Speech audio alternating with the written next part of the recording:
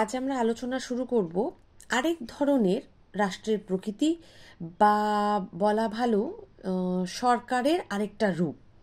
এর আগে পর্যন্ত আমরা যেগুলো আলোচনা করেছি, বিভিন্ন দার্শনিকদের মতবাদগুলো আলোচনা করেছি, সেক্ষেত্রে আমরা প্রতিটা জায়গাতে আমরা পড়েছি যে প্রতিটা দেশ বা প্রতিটা রাষ্ট্রের একজন শাসক থাকেন, তিনি রাজা থাকেন বা সম্রাট থাকেন, তিনি সমস্ত কিছু দেখাশোনা করেন এবং তার মাধ্যমেই সরাসরি শাসন ব্যবস্থাটা চলে।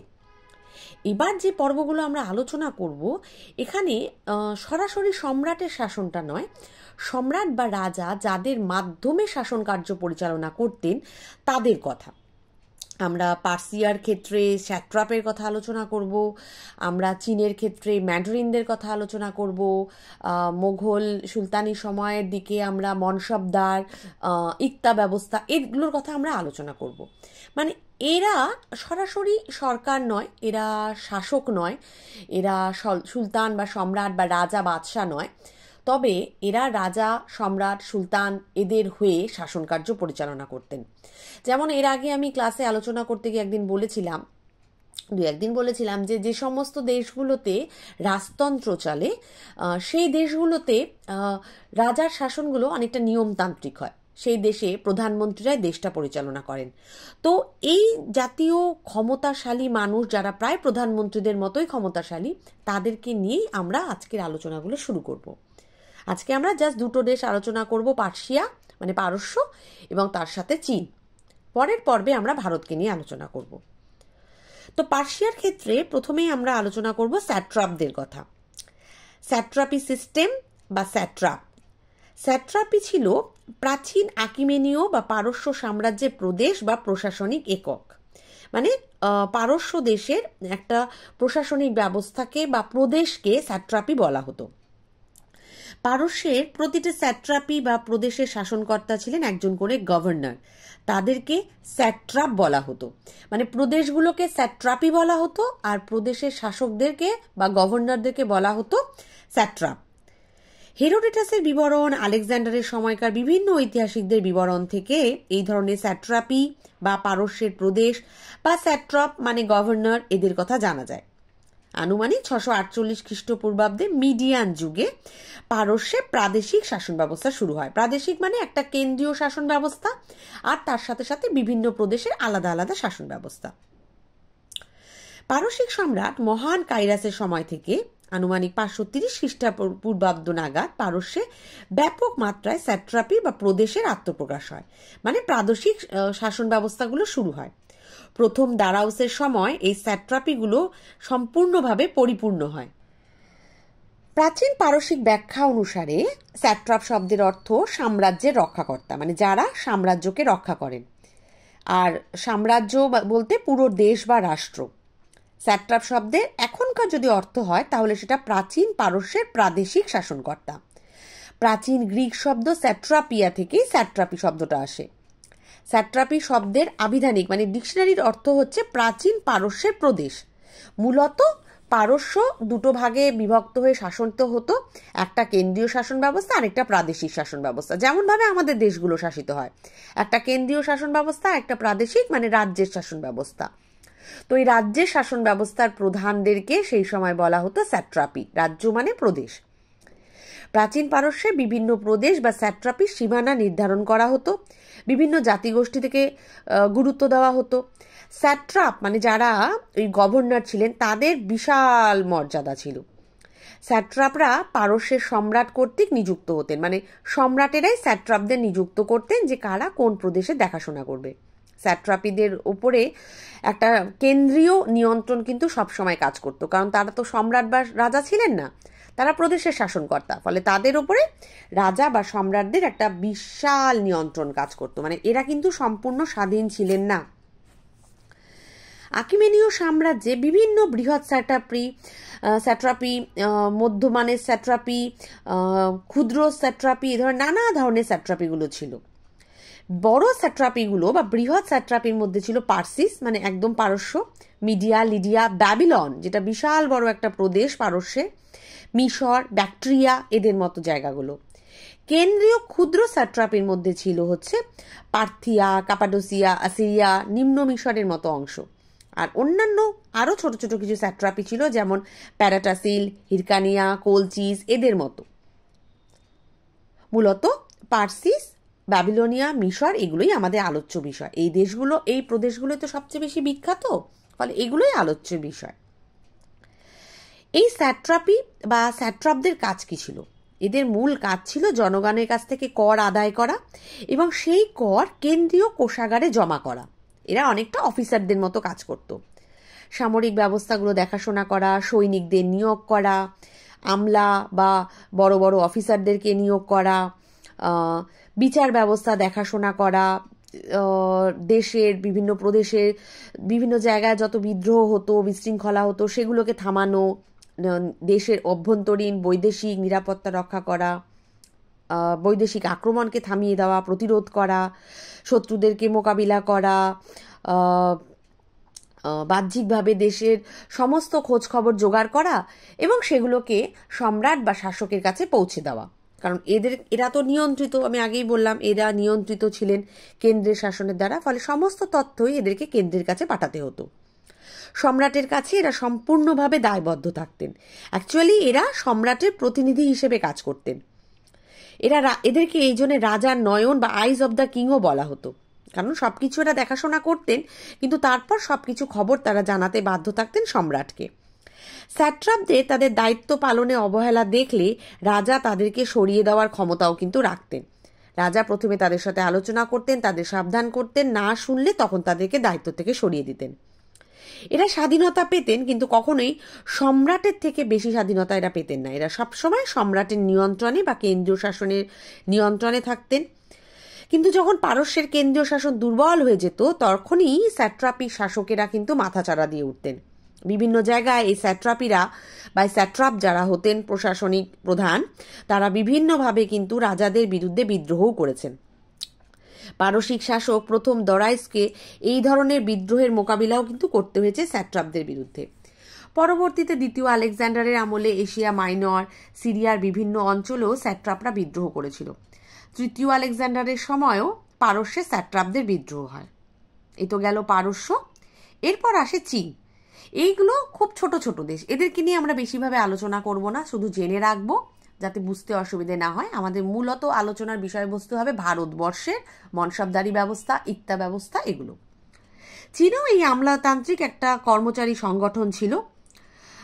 প্রাচীন ঝৌ বংশের শাসনের সময় এই ধরনের আমলাতান্ত্রিক কর্মচারীদের অস্তিত্ব ছিল। এরা বেশিরভাগই সম্রাটের আত্মীয় হতো বা অভিজাত হতো, কারণ সম্রাট তো বড় বড় ক্ষমতা কখনো যে কোনো সাধারণ মানুষকে দেবে না, তার নিকট আত্মীয় বা অভিজাতদেরকেই দিত। যখন সম্রাট আর পদস্থ কর্মচারীদের মধ্যে নানা ধরনের আতঙ্কের একটা পরিবেশ তৈরি হতো, সেই সময় আমলারা সম্রাটের স্বৈরাচারী মানসিকতার দ্বারা ভয় পেত। আমলারা সম্রাটকে এড়িয়ে চলতে পারে, জনগণকে বেশি গুরুত্ব দিতে পারে, এইটা ভেবে আবার সম্রাটও আমলাদেরকে ভয় পেত। এই সময় স্থানীয় ভূস্বামী, শাসক এরা রাজস্ব আদায় করতেন, জনগণ আর সম্রাটের মধ্যে যোগাযোগ রাখতেন এবং সেখান থেকেই এই ম্যান্ডারিন ব্যবস্থাটা গড়ে ওঠে। চীনেও সবচেয়ে ক্ষমতাশালী ছিলেন সম্রাট। সম্রাটকে কেন্দ্র করে কেন্দ্রীয় সংগঠন বা চীনের কেন্দ্রীয় সরকার গড়ে ওঠে। কেন্দ্রীয় সরকারের সর্বোচ্চ ক্ষমতার অধিকারী সম্রাটই হতেন। চীনের সম্রাটকে স্বর্গের সন্তান বলে মনে করা হতো। তিনি স্বর্গীয় অনুশাসন মেনেই চলতেন। চীনেও একটা নতুন ধরনের আমলাতান্ত্রিক ব্যবস্থা গড়ে উঠেছিল, যেটাকে এই ম্যান্ডারিক ব্যবস্থা বলা হতো, ম্যান্ডারিন ব্যবস্থা। কেন্দ্রীয় সরকারের সমস্ত কিছু দেখাশোনা করতেন সম্রাট। সম্রাটের অধীনে থাকতেন এই ম্যান্ডারিনরা বা আমলারা। চীনের পদস্থ সরকারি এই কর্মচারীদের বা এই আমলাদের মধ্যে নানা রকমের পরিবর্তন আসে। পূর্বের যে সমস্ত নিয়ম ছিল, 9 স্তরীয় নিয়ম ছিল চীনে, এগুলো তোমরা পড়োনি কখনো, সেই জন্য বুঝতে অসুবিধে হবে। কিন্তু চীনে এই ধরনের বিভিন্ন প্রসেস ছিল যে 9 ধরনের কর্মচারী থাকতো। সেইখান থেকে নিয়োগ করা হতো সবচেয়ে উঁচু শ্রেণীর সরকারি কর্মচারী, যাদেরকে ম্যান্ডারিন বলা হতো। চীনা সমাজে স্বর্গীয় অনুশাসন চলত, যে রাজারা বা শাসকেরা ঈশ্বরের দ্বারা নির্দিষ্ট করা মানুষ, ফলে রাজারা যা বলবে সেটা জনগণ শুনে চলতে বা মেনে চলতে বাধ্য। স্বর্গীয় অনুশাসন চালু করে সমাজে শান্তি শৃঙ্খলাই বজায় রাখতে হবে, এটাই রাজাদের চিন্তাভাবনার উৎস ছিল। ম্যান্ডারিন শব্দটি মালয় শব্দভাণ্ডার থেকে আসে। পর্তুগিজ ভাষায় এটা প্রকাশ করা হয়, যেখান থেকে ম্যান্ডারিন এবং সেখান থেকে ইংরেজিতে ম্যান্ডারিন আসে। মালয়েশিয়ার অধ্যাপক উংকু আব্দুল আজিজ তিনি এটা মনে করতেন। 16 শতক নাগাদ ম্যান্ডারিন শব্দ ইউরোপের বিভিন্ন ভাষায় ছড়িয়ে পড়ে। আধুনিক অর্থে এটাকে প্রশাসনিক কর্তা বলা হয়ে থাকে। মানে আমরা যেন ধরো উচ্চপদস্থ সরকারি কর্মচারী বা আমলা জাতীয় শব্দ ব্যবহার করে থাকি, যেমন ধরো বিডিও, এসডিও, ডিএম, এডিএম, এদের পদগুলোকে আমরা বলে থাকি আমলা বা উচ্চপদস্থ সরকারি কর্মচারী। চীনা ভাষায় এদেরকে বলা হতো ম্যান্ডারিন। ম্যান্ডারিন শব্দের দ্বারা চীনের প্রশাসনের পণ্ডিত কর্মচারী, পণ্ডিত আমলাদের কথাও বোঝানো হতো, যাদের বিভিন্ন ধরনের কার্যনির্বাহ করতে হতো। এদেরকে সাহিত্য জানতে হতো, এদেরকে কনফুসীয় শিক্ষা জানতে হতো। কনফুসিয়াস চীনের যিনি বিখ্যাত সম্রাট ছিলেন, তার কথা মেনে চলতে হতো বা তার চিন্তাধারা বিশ্বাসী হতে হতো, তবেই ম্যান্ডারিন হওয়া যেত। নিজের বংশ কৌলিন্য, জন্ম, সম্পত্তির পরিবর্তেই তাদেরকে যোগ্যতা, শিক্ষা দীক্ষা বিচার করা হতো। ম্যান্ডারিনদেরকে নিয়োগ হওয়ার আগে একটা বড় সড়ো যোগ্যতা পরিচয়ের জন্য পরীক্ষা দিতে হতো। ম্যান্ডারিনরা যদি সেই পরীক্ষায় উত্তীর্ণ হতেন, তবেই তাদেরকে ম্যান্ডারিন পদে নিয়োগ করা হতো। চীনের সকলের জন্য ম্যান্ডারিন পদ লাভের একটা সুযোগ ছিল। পাহারাদার, অপরাধী, শ্রমিক, জেলখাটা আসামি সবাই পেতে পারত। তবে যারা অপরাধী হতো তারা কখনোই ম্যান্ডারিনের জায়গায় বসতে পারবে না, এটাই স্বাভাবিক। বাকি সবার এই জায়গাগুলোতে যাওয়ার সুযোগ ছিল। কেন্দ্রীয় সরকারের কর্মচারী হিসেবে এদেরকে নিয়োগ করা হতো। কোনো কোনো উচ্চপদস্থ ম্যান্ডারিন আবার নিজের ইচ্ছায় বহাল হতেন। মিং বংশের শাসনের সময় চীনের রাজতন্ত্রের ক্ষমতা বৃদ্ধি পায়। রাজারা তাদের অপছন্দের উচ্চপদস্থ ম্যান্ডারিন প্রধানমন্ত্রীকেও তাদের পদ থেকে সরিয়ে দিতে পারতেন। কিন্তু ম্যান্ডারিনদের মধ্যে যাতে স্থানীয় স্বার্থ গড়ে না ওঠে, সেই জন্যও কিন্তু আইন ছিল। আর সর্বোচ্চ শাসক যেহেতু রাজা ছিলেন, ফলে ম্যান্ডারিনরা কখনোই রাজার বিরুদ্ধে যেতে পারতেন না। ম্যান্ডারিনদের বিভিন্ন প্রশাসনিক কাজ করতে হতো, কঠোর পরিশ্রম করতে হতো, রাজাকে বুদ্ধি দিয়ে, সেনা দিয়ে সাহায্য করতে হতো, প্রশাসনিক কাজকর্ম দেখতে হতো, ব্যবসায়িক দিকগুলো দেখতে হতো, অর্থের যোগান কি করে আসছে যাচ্ছে দেশে সেগুলোও দেখতে হতো। ভালো কাজ করলে ম্যান্ডারিনদেরকে পুরস্কারও প্রদান করা হতো। ম্যান্ডারিনদের বিশাল ক্ষমতা ছিল, প্রায় রাজার কাছাকাছি, কিন্তু রাজা কখনোই নয়। তারা বেশ দামি অলংকার ব্যবহার করতেন, রত্নখচিত পোশাক পরতে পারতেন, তাদের জীবনযাত্রা বিলাস ব্যসনে ভরপুর ছিল। যেহেতু তারা প্রাদেশিক শাসক বা গভর্নর হিসেবে কাজ করতেন, ফলে তারা পদ্মরাগ মণিযুক্ত টুপিও ব্যবহার করতে পারতেন। মানে ভীষণই উচ্চ মূল্যের টুপি বা শিরস্ত্রাণ তারা ব্যবহার করতেন। নিম্নস্তরের ম্যান্ডারিনরাও প্রবাল, লাপিস লাজুলি, সোনা, রূপা এই ধরনের ব্যবহার করা টুপি ব্যবহার করতে পারতেন। সাম্রাজ্যের যুগে চীনের দীর্ঘকালীন অস্তিত্ব টিকিয়ে রাখার জন্য বা প্রশাসনিক সাফল্য দেখাশোনার জন্য ম্যান্ডারিনদের একটা বিশাল গুরুত্ব ছিল। চীনের ম্যান্ডারিনরা বিশিষ্ট সম্প্রদায় হিসেবে আত্মপ্রকাশ করত। ম্যান্ডারিনদের মধ্যে থেকে পরবর্তীতে জেন্ট্রি সম্প্রদায়ের একটা উদ্ভব হয়। গ্র্যান্ড কাউন্সিল যখন তৈরি হয়, তখন ম্যান্ডারিনদের ক্ষমতা ধীরে ধীরে হ্রাস হয়। কিন্তু যতদিন ম্যান্ডারিনরা ছিলেন চীনের ক্ষমতায়, তারা কিন্তু বেশ বড় সড়ো ক্ষমতা নিয়ে, অধিকার নিয়ে চীনে থাকতেন। যদিও পাশ্চাত্য শিক্ষাধারার চাপে ধীরে ধীরে এই ম্যান্ডারিন সংক্রান্ত পরীক্ষাগুলোর অবসান হয়, কিং বংশের পতন হয়, ম্যান্ডারিন বংশ বা ব্যবস্থাটাও ধীরে ধীরে অবসান হয়, ম্যান্ডারিনরা সরে যায়। ম্যান্ডারিন ব্যবস্থায় কিছু ত্রুটি ছিল। এরা অসম্ভব রকমের সন্দেহবাতিক ছিলেন। তাদেরকে ক্ষমতা খর্ব করার জন্য চীনের রাজারা একসময় প্রচুর চেষ্টা করেন, কারণ ম্যান্ডারিনরা এতটাই যোগ্য হয়ে গিয়েছিলেন, রাজারা ভয় পাচ্ছিলেন যে ম্যান্ডারিনরা হয়তো রাজার ক্ষমতায় নিয়ে নেবে। ম্যান্ডারিন চীনের প্রশাসনে বিশাল কোনো পরিবর্তন আনতে পারেননি, কিন্তু তাদের ক্ষমতা প্রচুর ছিল। সাধারণ মানুষদের সঙ্গে ম্যান্ডারিনদের সেরকম কোনো যোগাযোগ ছিল না। এরা শুধু রাজার সঙ্গে বা শাসকের সঙ্গে যোগাযোগ রাখত, ফলে সাধারণ জনগণ কখনোই এদেরকে জনপ্রিয় করে তোলেনি। আর এই যে ধরো ম্যান্ডারিন নিয়োগ করা হতো, সেই ম্যান্ডারিন নিয়োগ করার ক্ষেত্রেও বেশিরভাগ ক্ষেত্রেই রাজার ঘনিষ্ঠ মানুষেরাই কিন্তু ম্যান্ডারিন হতেন। ফলে খুব যে যোগ্যতা যাচাই বাছাই করা হতো, দেখা হতো, তাও কিন্তু নয়। ম্যান্ডারিন ব্যবস্থার মাধ্যমে চীনে প্রায় 1500 বছর আগে একটা প্রশাসনিক ব্যবস্থা গড়ে উঠতে পেরেছিল। এটাও একটা বড়সড় ব্যাপার। ম্যান্ডারিনরা চীনের স্থানীয় শাসক রাজার মধ্যে যোগসূত্র রক্ষা করার কাজ করত। অত্যাধিক পরিমাণে পরিশ্রম করতে পারত, দিনের বেশিরভাগ সময় তারা কাজ করতেন, ফলে প্রশাসনেও অনেকটা গতি আসে। মানে এরা নিজেদের থেকে 100% দেওয়ার চেষ্টা করেছেন, তবে হ্যাঁ জনগণের থেকে তারা সবসময় দূরত্ব বজায় রেখেছেন, ফলে জনপ্রিয় হতে পারেননি, কিন্তু শাসকদের কাছে খুব গুরুত্বপূর্ণ পদই এরা পেতেন। শাসন পরিচালনা করা ছাড়াও ম্যান্ডারিনরা দেশের নিরাপত্তা, ব্যবসা বাণিজ্য বহু কিছু দেখাশোনা করতেন, ফলে প্রশাসনে অনেকটা উন্নতি উৎকর্ষতা দেখা যায়। ফলে এই ম্যান্ডারিন বলো বা স্যাট্রাপ বলো, এদের ওপর ভরসা করেই কিন্তু পারস্য, চীনের মতো দেশগুলো অনেকটা উন্নতি করে ফেলেছিল। এদের মতোই পরবর্তীতে দিল্লিতে সুলতানি সাম্রাজ্যের সময় ইকতাদার ব্যবস্থা, মোগলদের সময় মনসবদারি ব্যবস্থা আসে। মানে অভিজাত আমলা বা উচ্চপদস্থ সরকারি কর্মচারী নিয়োগ করানো হয় শাসনের ক্ষেত্রে।